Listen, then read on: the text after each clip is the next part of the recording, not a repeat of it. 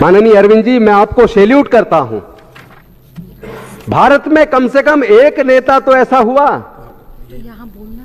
जिसने डॉक्टर बाबा साहेब अंबेडकर के सपने को, जिसने शहीद भगत सिंह जी के सपने को, जिसने भारत के संविधान निर्माताओं के सपने को, जिसने भारत के स्वतंत्रता सेनानियों के सपने को साकार करने के लिए अपना पूरा जीवन कुर्बान करने के लिए तैयारी कर दी। 1896 के आसपास जब डॉक्टर अंबेडकर स्कूल जाते थे, तब भी उन्हें घड़े को छूने की इजाजत नहीं थी। इंतजार करना होता था, चपड़ासी आएगा तो पानी पिलाएगा। जिस दिन चपड़ासी छुट्टी पर होता था, उस दिन डॉक्टर अंबेडकर को पानी नहीं मिलता था। दुख इसलिए ज्यादा है कि आज आजादी का 75वां अमृत महोत्सव तो मना रहे हैं, लेकिन घड़ा छू लेने से, घड़ी से पानी ले लेने से मात्र पे 9 साल के बच्चे की हत्या हो रही है।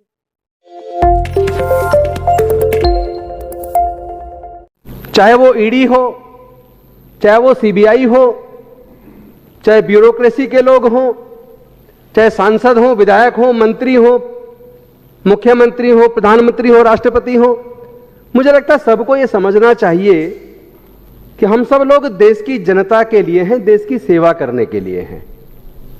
और जो भी अधिकार हमारे पास हैं, ये अधिकार किसी पार्टी के नेता ने या किसी प्रधानमंत्री, राष्ट्रपति जी ने नहीं दिए। ये अधिकार हमें डॉक्टर बाबा साहेब अंबेडकर के संविधान ने, भारत के संविधान ने दिए हैं। हमारा समर्पण देश के संविधान के प्रति होना चाहिए, हमारा समर्पण देश की जनता के लिए होना चाहिए, हमारा समर्पण भारत माता के लिए होना चाहिए।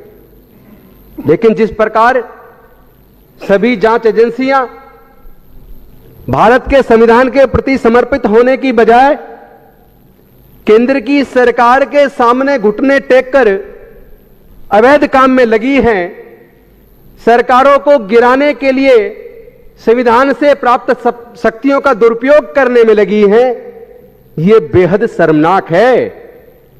यह पूरे देश के साथ धोखा है।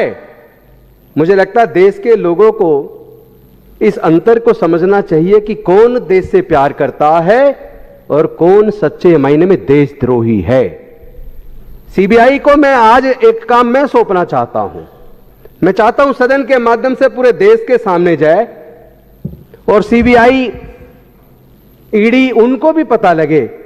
ईडी को मनी लॉन्ड्रिंग कहां हो रही है, इस पर अगर खोजना ही चाहती है तो अपना टाइम आम आदमी पार्टी के मंत्रियों के यहां खोजने में ना लगाए। ये तो आप समय की और पैसे की, देश की जनता के पैसे की बर्बादी कर रहे हैं। अगर आप सच में जांच करना चाहते हैं मनी लॉन्ड्रिंग कहां कहां हो रही है, पैसा कहां जा रहा है, अगर इसकी जांच करना चाहते हैं तो ऐसे लोगों की जांच करो जो लोग जनता के पैसे जो बैंक में जमा थे, उन बैंक के पैसे को जो लोग विदेशों में भाग गए मार के, उनको लोन दिलवाने में किसने मदद की, उनकी जांच कर लो तो मुझे लगता है हजारों करोड़ निकल आएगा।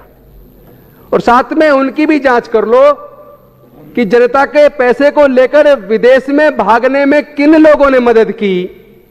अगर इसकी भी जांच हो जाए तो कितना कितना पैसे की मनी लॉन्ड्रिंग हुई है, शायद वो भी पकड़ में आ जाए। और इसके साथ साथ ये भी जांच होनी चाहिए कि पूरे देश के अंदर एक पार्टी को बड़े बड़े पूंजीपति 90% चंदा दे रहे हैं, कुछ ऑन रिकॉर्ड दे रहे हैं, कुछ ऑफ रिकॉर्ड दे रहे हैं। लेकिन ये जांच जरूर करनी चाहिए ईडी को और सीबीआई को कि जिस पार्टी को 10,000 crore on record, of record चंदा दिया, उस पार्टी ने केवल 10,000 करोड़ के लालच में 10 लाख करोड़ से ज्यादा उन्हीं चंदा देने वालों का लोन माफ कर दिया और फिर वो उनके पैसे से जनता की चुनी हुई सरकार को गिरा रहे हैं। मैं तो धन्यवाद करूंगा अपने आम आदमी पार्टी के जाबाज विधायक साथियों का, जिन्होंने लुटियन जोन्स में बैठकर भारतीय जनता पार्टी के नेताओं के द्वारा शेड्यूल करके बनाए गए ऑपरेशन लोटस की लुटिया डुबोई, यह काम केवल आम आदमी पार्टी के ही विधायक कर सकते हैं। बाकी तो पूरे देश में हम देख रहे हैं किस तरह सरकारें गिराई जा रही हैं, किस तरह डेमोक्रेसी का कत्ल किया जा रहा है। माननीय अरविंद जी, मैं आपको सैल्यूट करता हूं। भारत में कम से कम एक नेता तो ऐसा हुआ जिसने डॉक्टर बाबा साहेब अंबेडकर के सपने को, जिसने शहीद भगत सिंह जी के सपने को, जिसने भारत के संविधान निर्माताओं के सपने को, जिसने भारत के स्वतंत्रता सेनानियों के सपने को साकार करने के लिए अपना पूरा जीवन कुर्बान करने के लिए तैयारी कर दी। यह आपका बलिदान बेकार नहीं जाएगा अरविंद जी, आप मेरे शब्दों को आज याद रख लीजिए, आपका बलिदान बेकार नहीं जाएगा। आप देश बचाने निकले हैं, तो या तो कोई देश बचा सकता है या फिर अपने दोस्तों को बचा सकता है। एक तरफ क्रिमिनल दोस्त हैं, उनको बचाया जा रहा है, एक तरफ देश बचाया जा रहा है। तो मैं समझता हूं हम सबको अरविंद जी के साथ इतने मजबूती के साथ खड़ा होना चाहिए। जब तक भारत के देश के सारे संसाधनों को बेचने वाले लोगों को केंद्र की सत्ता से बेदखल ना कर दें, तब तक चैन से नहीं बैठना है किसी को, तब तक चैन से नहीं बैठना है। कुर्बानी तो देनी पड़ेगी। इतिहास को ऐसे नहीं लिखा जाता। इतिहास में दो तरह के लोग होते हैं, कुछ लोग सामान्य होते हैं, सामान्य लोग भी प्रधानमंत्री और राष्ट्रपति की कुर्सी तक पहुंच जाते हैं, लेकिन कुछ लोग ही होते हैं जो इतिहास पुरुष होते हैं। इतिहास पुरुष लिखने वाले लोग इतिहास बदलने का काम करेंगे, इतिहास लिखने का काम करेंगे। मुझे डॉक्टर बाबा साहेब अंबेडकर की एक बात याद आती है। वो कहते थे, देश का संविधान, किसी भी देश का संविधान कितना ही अच्छा क्यों ना हो, अगर उसके लागू करने वाले लोगों की नीयत ठीक नहीं है तो वो संविधान बुरा साबित होगा।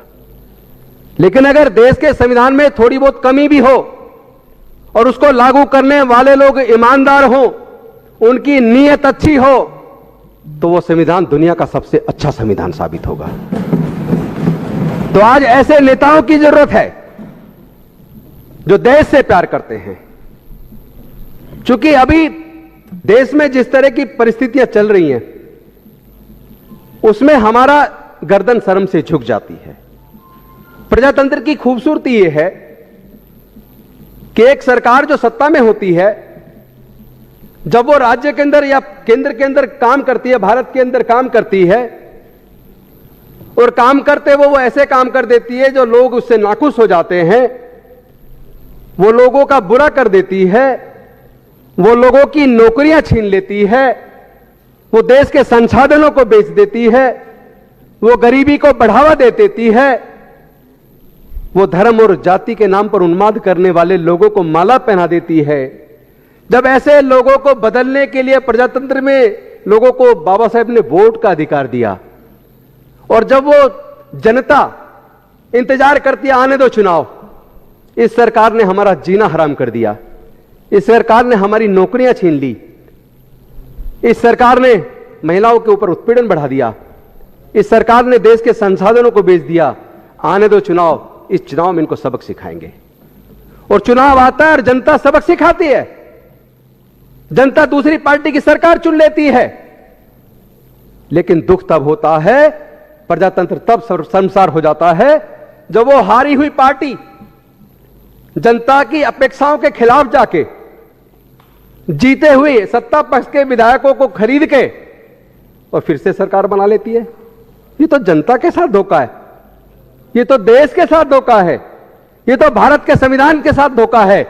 ऐसा काम करने वाले सच्चे मायने में देशद्रोही हैं। आज मैं माननीय अरविंद केजरीवाल जी से एक बात कहना चाहता हूं। पूरा देश आपको एक आशा की किरण के रूप में देख रहा है, पूरा देश आपको एक उम्मीद के तौर पर देख रहा है। चूंकि जब 1896 के आसपास जब डॉक्टर अंबेडकर स्कूल जाते थे, तब भी उन्हें घड़े को छूने की इजाजत नहीं थी। इंतजार करना होता था, चपड़ासी आएगा तो पानी पिलाएगा। जिस दिन चपड़ासी छुट्टी पर होता था, उस दिन डॉक्टर अंबेडकर को पानी नहीं मिलता था। दुख इसलिए ज्यादा है कि आज आजादी का 75वां अमृत महोत्सव तो मना रहे हैं, लेकिन घड़ा छू लेने से, घड़ी से पानी ले लेने से मात्र पे 9 साल के बच्चे की हत्या हो रही है।